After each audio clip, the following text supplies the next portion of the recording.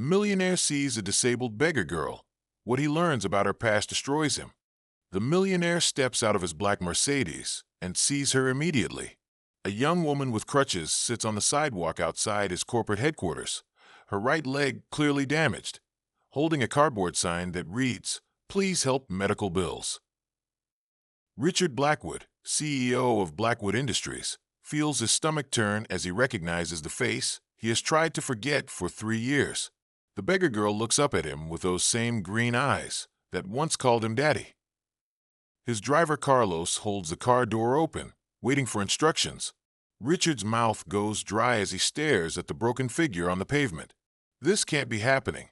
Not here. Not now. Not when everything in his life is finally perfect. "Sir, should I call security?" Carlos asks quietly. Richard doesn't answer. He can't speak. He can't move. He can only stare at his daughter Emma, sitting in the dirt like a discarded piece of trash outside the glass towers he built with his bare hands. Richard freezes on the marble steps of his building. His daughter Emma sits 20 feet away, her blonde hair dirty and matted, her designer clothes from their last meeting replaced by torn jeans and a faded sweater. The confident teenager who once argued with him about everything now looks broken, desperate. "Emma." His voice comes out as a whisper. She stares at him for a long moment. "Hello, father." The word drips with bitter sarcasm. Pedestrians walk past them, dropping coins into her cup without realizing they are witnessing the reunion of a billionaire and his estranged daughter. Richard's hands shake as he approaches her. "What happened to you? Your leg, You happened to me." Emma's voice cuts through his question like a blade. "You and your precious new family." Richard remembers the divorce, the custody battle that tore his first family apart like a hurricane, the choice he made to side with his lawyers when they painted his ex-wife Sarah as unstable, unfit. He remembers hiring private investigators to dig up dirt on the woman he once loved. He remembers the day the judge awarded him full custody, and how Emma screamed at him in the courtroom, her voice breaking as she called him a monster. He remembers the last thing she said before she ran away. "I'll never forgive you for what you did to Mom." "Emma, please. Let me help you. Come inside, we can." "Help me." She laughs bitterly, the sound echoing off the glass walls of his empire. "Like you helped Mom when she was dying in that state hospital. Like you helped when I tried to visit her, and your security team threw me out like I was some kind of criminal." The words hit Richard like physical blows. He had convinced himself that cutting ties was necessary, that Emma would come around eventually, that his new wife Jessica and their twin sons deserved his full attention, that moving on was the healthy thing to do. "I didn't know you were." "You didn't want to know." Emma struggles to her feet, balancing on her crutches. Her movements are awkward, painful to watch. "You made your choice 3 years ago. You chose Jessica and her perfect little boys over your own daughter. You chose your new family over the family you destroyed." Richard feels the weight of 3 years of buried guilt crashing down on him. He remembers the private investigator's report that detailed Emma's living situation, the shelters, the part-time jobs, the medical bills from her accident. The report he had locked in his desk drawer and never opened again. "I sent you money. I had my accountant. You sent checks to a P.O. box and told yourself that made you a good father." Emma's voice grows stronger with each word. "You never called. You never visited. You never even signed the checks yourself." The truth cuts deep. Richard realizes he has been paying his guilty conscience like a utility bill, sending anonymous checks to make himself feel better while never actually facing what he had done. "Your mother was sick, Emma. She needed professional help. I couldn't. She needed her husband. She needed the man who promised to love her in sickness and in health." Emma's voice cracks with emotion. "Instead, you had her committed the moment she became inconvenient for your new life." Richard's assistant Marcus appears at the building entrance, looking concerned. Behind him, Richard can see other employees gathering, watching the scene unfold. Word spreads fast in the corporate world, and Richard knows this confrontation will be the talk of every boardroom in the city within hours. "Mr. Blackwood, your 9 o'clock is waiting." "Cancel it," Richard says without taking his eyes off Emma. Sir, it's the hospital board meeting. The charity auction for the children's wing. I said cancel it. Richard's voice carries the authority that has built his empire. Marcus retreats quickly, but not before Richard sees the confusion in his eyes. Emma watches the exchange with cold amusement. Still the same old Richard Blackwood. Everyone jumps when you speak. Everyone except the people who matter. You matter to me. Do I? Then why haven't you tried to find me? Why haven't you answered any of my letters? Why haven't you asked about Mom's funeral? Richard's face goes pale. What letters? What funeral? The ones I sent to your office. The ones I sent to your house. The ones I sent when Mom was dying and needed expensive treatment that your insurance wouldn't cover. The ones I sent when I was living in my car after the accident. Emma's voice grows stronger with each word. The ones your new wife probably threw away because they were inconvenient reminders of your past. The mention of Jessica sends a chill down Richard's spine. He thinks about the strict instructions he gave his staff about filtering his mail, about how Jessica handles all personal correspondence at home, about how she always said Emma would contact him when she was ready, but never mentioned any letters. Tell me about the accident. Emma's expression hardens. I was working 3 jobs, trying to pay for Mom's medical bills. Waitressing at Danny's diner during the day, cleaning offices at night, delivering food on weekends.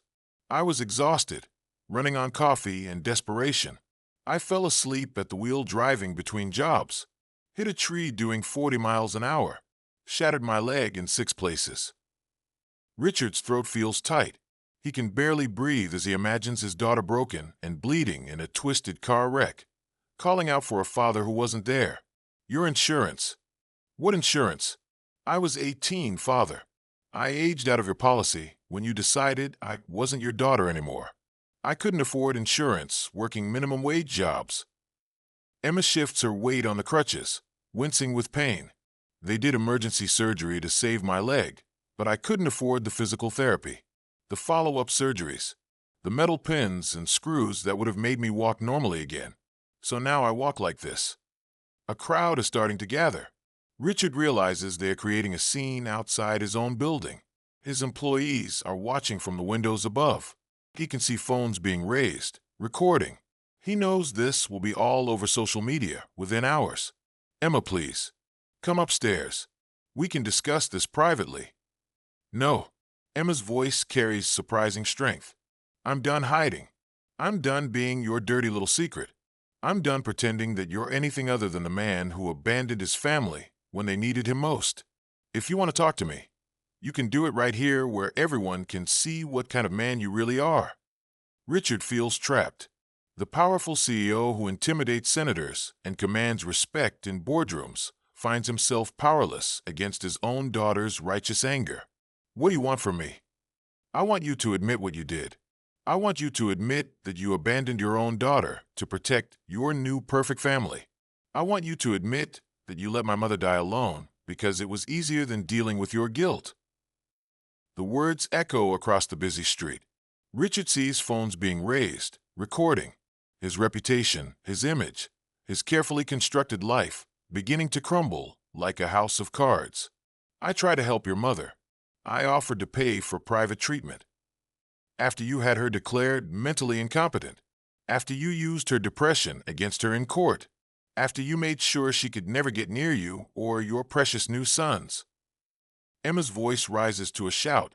After you painted her as a dangerous lunatic who couldn't be trusted around children. Richard remembers the custody hearing. The parade of witnesses as lawyers had called to testify about Sarah's emotional state, the way they had twisted her grief and depression into legal ammunition, the way they emphasized her breakdown, the hospital stay, the medication, the days she couldn't get out of bed, turning it into a narrative of danger and instability. She ended up in that hospital because of you. Emma shouts. She lost her husband, her daughter, her home, everything. And when she finally broke down, you turned her pain into a legal weapon. You made it sound like she was a threat, when really, she was just shattered. The crowd presses closer. Richard sees familiar faces among the onlookers, business partners, competitors, journalists. His phone starts buzzing with calls. This is exactly the kind of scandal that destroys careers and fortunes. Emma, you're right. I made mistakes. But this isn't the way to. This is the only way. Emma's voice cracks with emotion. For 3 years, I've been invisible to you. For 3 years, I've been living in shelters and cheap motels, while you donate millions to charity auctions for other people's children.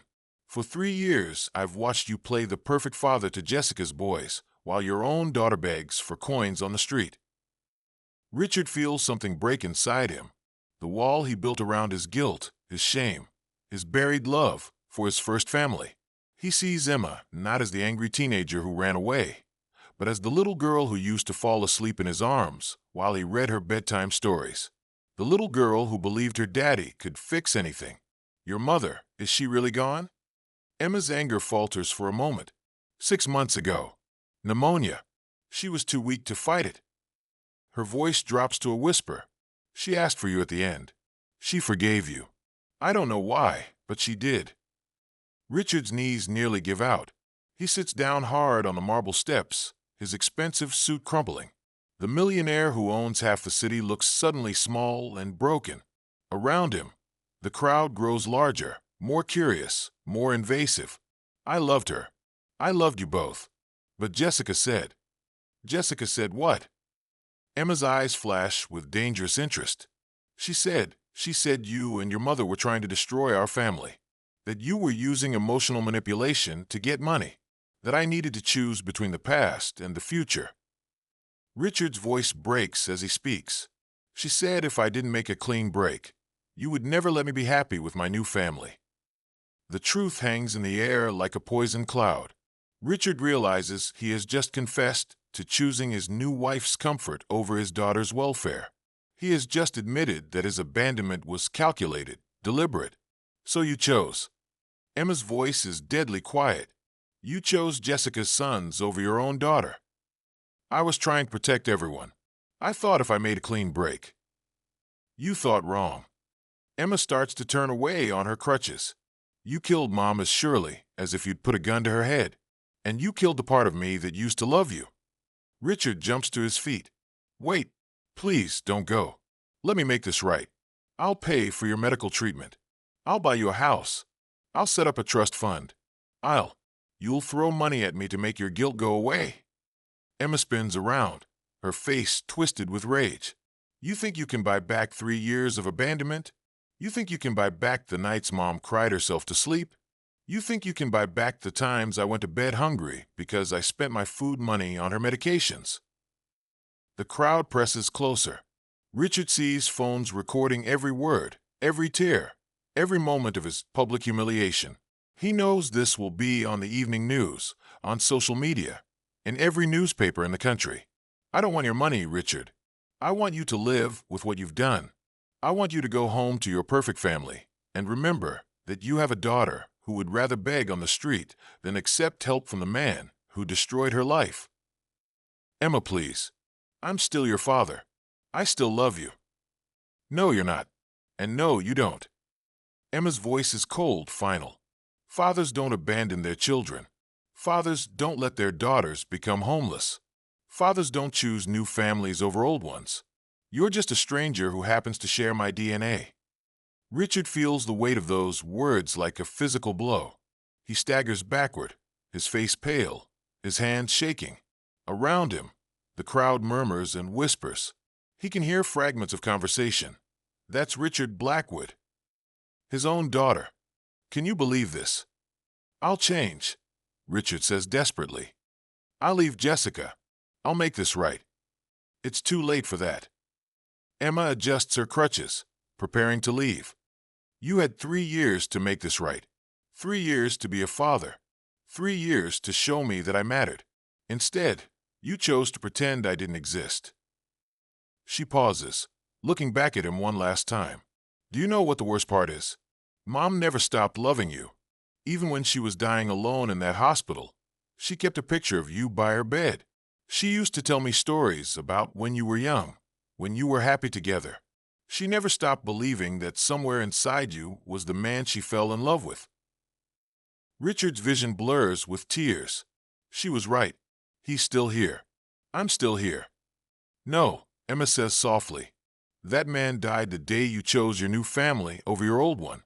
What's left is just a rich man who's forgotten how to be human. Emma turns and walks away, her crutches clicking against the pavement. Richard stands frozen, watching her disappear into the crowd. The onlookers begin to disperse, but the damage is done. His phone buzzes incessantly with calls from reporters, board members, and investors. Marcus approaches cautiously. Sir, should I call the car? Richard doesn't answer. He can't process what just happened. His daughter, his brilliant, broken daughter, is gone. And this time, he knows she's not coming back. By evening, the video has gone viral. Millionaire CEO confronted by disabled daughter he abandoned spreads across social media like wildfire. The hashtag Blackwood scandal trends everywhere. The board of directors calls an emergency meeting. Stock prices plummet as investors panic. Jessica screams at him when he arrives home. You just stood there and let her humiliate you, she demands, pacing the marble foyer. She's trying to destroy us, Richard. You can't let her manipulate you like this. But Richard doesn't answer. He looks at Jessica and sees a stranger. He looks at the twins and feels nothing. He stares at his reflection and sees a man who traded everything real for everything hollow. The next day, the board meets. Richard sits at the head of the long mahogany table, facing the people he once called allies. Their faces are cold. Richard, we need to discuss your future with the company, says board chairman William Hayes. Richard doesn't fight. He doesn't argue. He signs the resignation papers and walks out without a word. 3 days later, Richard's lawyer calls with devastating news. Emma was found unresponsive in a motel room. She had been battling chronic pain from her injuries and complications from untreated infections. Despite being rushed to the hospital, she passed away in the ICU. Her body simply couldn't take any more. There was no letter, no final words, just a caseworker who said she had spoken about him days earlier, saying only, I don't hate him. I just wish he'd listened. Richard collapses in his empty office, surrounded by boxes of personal belongings. He realizes the truth. Everything he could have done, he didn't. At Emma's funeral, only Richard stands by the grave. The headstone reads, Emma Blackwood, beloved daughter. A voice unheard. He places a white rose on the soil and whispers words he should have said years ago. I'm sorry. I love you. I never stopped loving you. The wind carries his voice, but the silence remains. 2 weeks later, Jessica files for divorce. She takes half the fortune and full custody of the twins. She moves to California. Richard doesn't stop her. He barely notices. The board forces him to sell his remaining shares. His wealth drops from $900 million to just under 50. Still rich, but no longer powerful. And for the first time, he understands what poverty truly means. Richard sits alone in his empty mansion, staring at a photo of Emma as a child. The little girl who used to call him Daddy. The little girl who believed he could fix anything. He opens the drawer in his desk and finds the private investigator's report he never read. The photographs, the shelters, the injuries, the hospital bills, everything he chose not to face. The total cost of her recovery? Less than one of Jessica's necklaces. He could have saved her with pocket change. Instead, he turned away. Now he listens to the silence she left behind. The silence of 3 wasted years. The silence of a father who didn't listen. The silence of a daughter who finally gave up trying to be heard. Some men lose their children to tragedy. Others to time. Richard Blackwood lost his to choice.